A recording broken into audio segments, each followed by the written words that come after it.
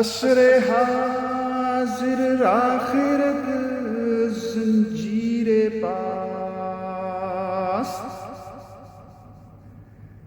جانب تابے کے مندارم گجاس،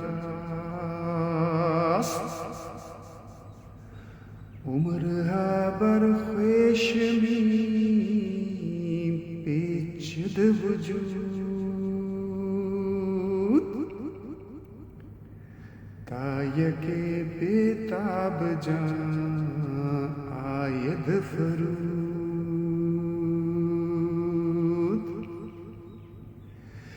گر نرنجی ای زمین شورازار،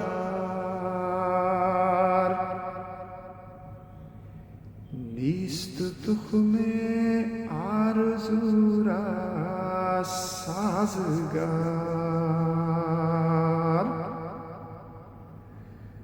از درون ای گله بے حاصله، بس غنیمت دا اگر رویت دلے،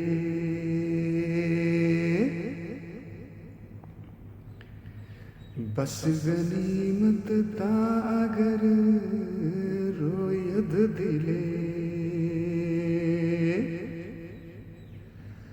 تو مہی اندر شبس کا نم گزر، یک زمان بے نوریے جانم نگر، شولارا پرہیز از خاشاک چیست، برقرا از برف تادن پاک چیست۔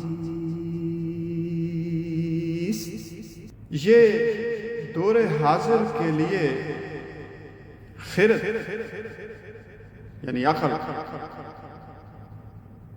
پاؤں کی زنجیر بنی ہوئی ہے،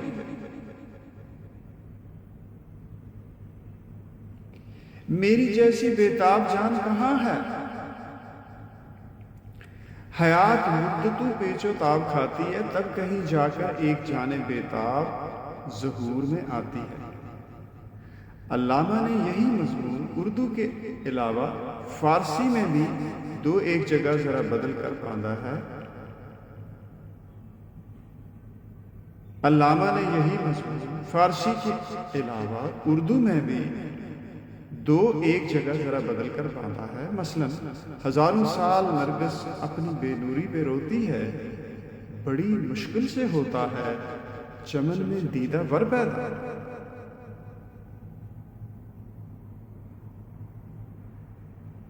اگر آپ اے خدا ناراض نہ ہوں، برا نہ منائیں، تو میں یہ عرض کروں گا کہ یہ شورا زار زمین آرزو کے بیج کے لیے سازگار یعنی موافق نہیں ہے۔ لوگوں کے دلوں میں جذبہ عشق کا پیدا کرنا محال ہے۔ اس بنجر مٹی میں سے اگر ایک دل بھی اگ آئے پیدا ہو جائے تو اسے غنیمت سمجھ۔ دل سے مراد دل زندہ و بیدار ہے۔ اے محبوب حقیقی، آپ تو چاند ہیں، میری محفل شب کی طرف آئیے اور ذرا میری جان کی تاریکی یعنی بے نوری کو دیکھیے، یعنی میری زندگی کی تاریک رات کو اپنے نور سے منور فرما دیں۔ شعلے کو بھلا خشک تنکوں کو جلانے سے پرہیز کیوں ہو؟ بجلی کو گرنے سے ڈر کیا ہے؟ خود کو خشک تنکے اور حاصل زندگی سے تشبیہ دی ہے، جبکہ خدا کے جلوے کو بجلی سے۔